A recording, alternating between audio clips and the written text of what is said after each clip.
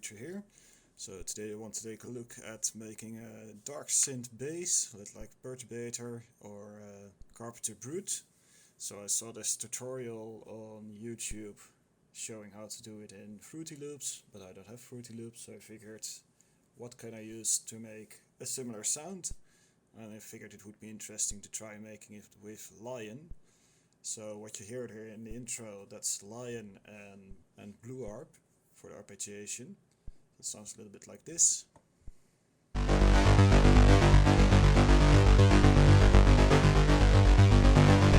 Really nice bassy sound. So that's the Blue Harp.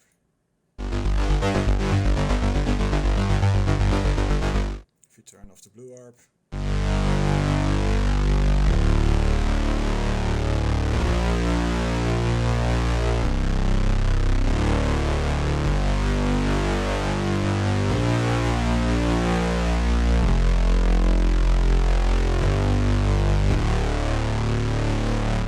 so that's definitely a sound that will make the room shake. So let's take a look at how this is made. Let's start off by turning off all the effects. The filter is already off, and let's take a look at our very first sound. So what I'm using here is the forms, which is basically a traditional waveform type of oscillator. It's tuned down 12 steps, with the sub also 12 steps down, and it's a little bit of a blend between a sawtooth and a sine wave. Just a little bit of a sine wave in there.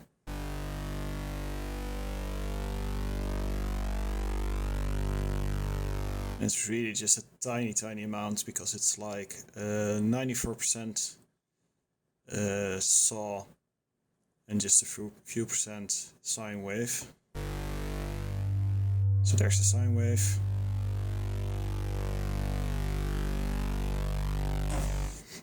And this is to roll off a little bit of the harshness in the initial sound. I'm using the maximum amount of unison, so without unison it would be this.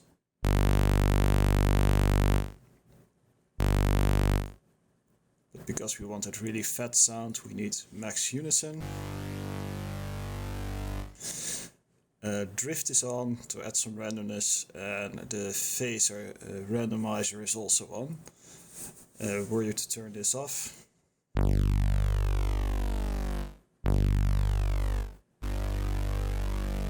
it's a really big difference, because with phase randomization every unit of voice will have its own phase, so you get that really fat sound. So that's my first oscillator. The second oscillator also forms. Once again, this is mostly a sawtooth. In fact, it's pretty much entirely a sawtooth, with just a little bit of square in there. Again, downtuned 12 steps. Here I put the unison depth slightly higher, so with this it's a really close spread. This is a slightly higher spread. Sounds a little like this.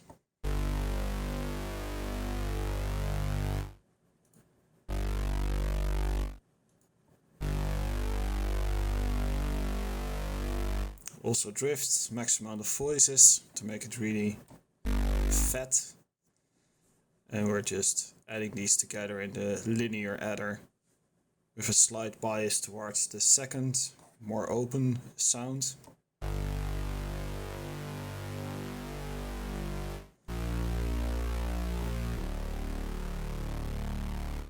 Now there's still a lot of high noise in this sound, so we're using a little bit of a cutoff filter to cut out some of the extremely high frequencies. So it's a 12 dB per octave, 12.3 kilohertz, a little bit of resonance just to push it a little bit, and with drive. Now drive for me is an important part of making sounds like these, because it really adds the saturation, it makes it a lot louder.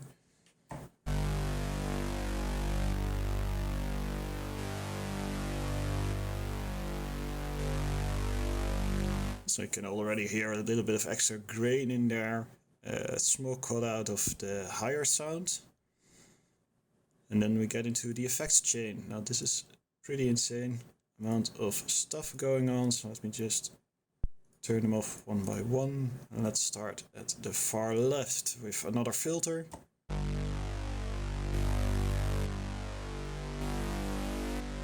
Ladder filter, stage 4, cut off at 11 kilohertz, a little bit of resonance again to give it a little bit of a push. This ladder filter is there to cut out even more of the high content, because we are going to add a lot more high noise with the distortion units that are behind it. So if I were to not filter out some of the harshness, it would be amplified by the distortion, creating a really high pitch sound. And we're not looking for a really high pitch sound, we're looking for a really thumpy, bassy, noisy sound. So that's why I put the filter here, going into a dent shape distortion.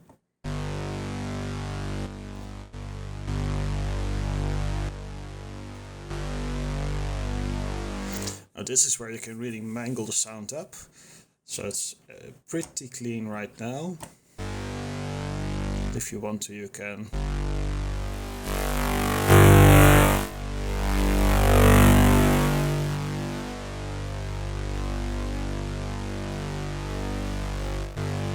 actually, let's leave it here, that's even more interesting. From the dent distortion it goes into a contrast distortion unit.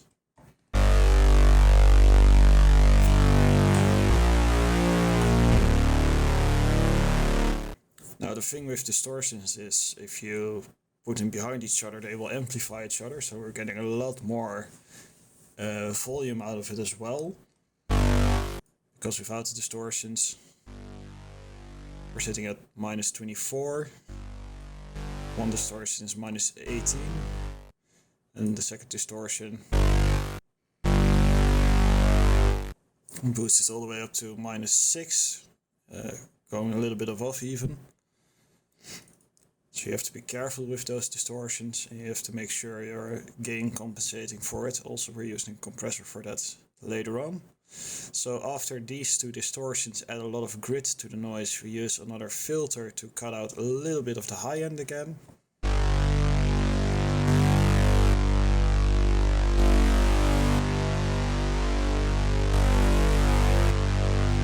So this is essentially the same process as before. We want to keep the distortion in the lower end of the sound, cut out a little bit of the high end to make it sound darker. After that, a little distortion, really mild one, just to add a little bit of sparkle again.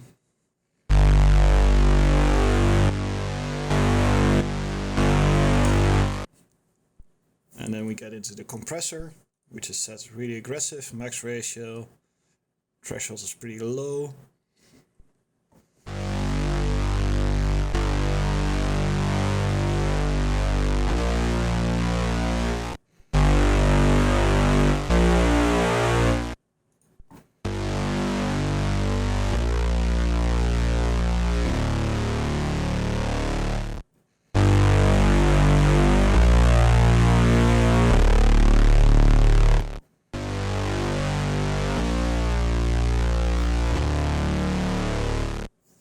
Just pushes it together a little bit more, making it a more massive sound.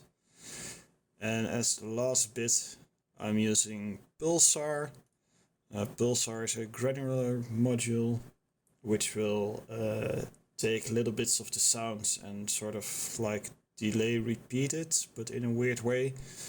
This is mostly to add a little bit of randomness to the sound, because it's a really sterile sound.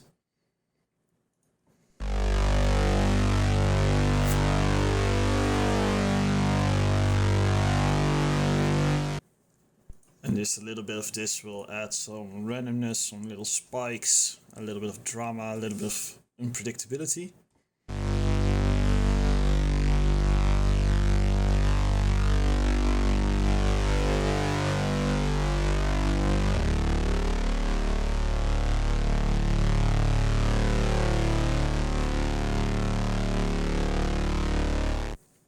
It's really minor, but it's all about adding just tiny bit of variation and a tiny bit of randomness to it all to make it just a little bit more interesting. That's also why I use a sample and hold here.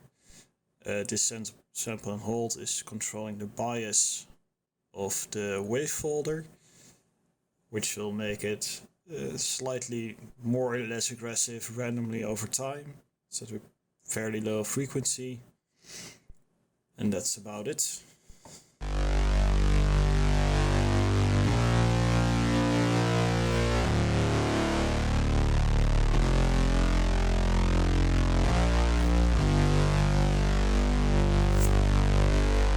It's a nice and fat sound if you use an arpeggiator on it.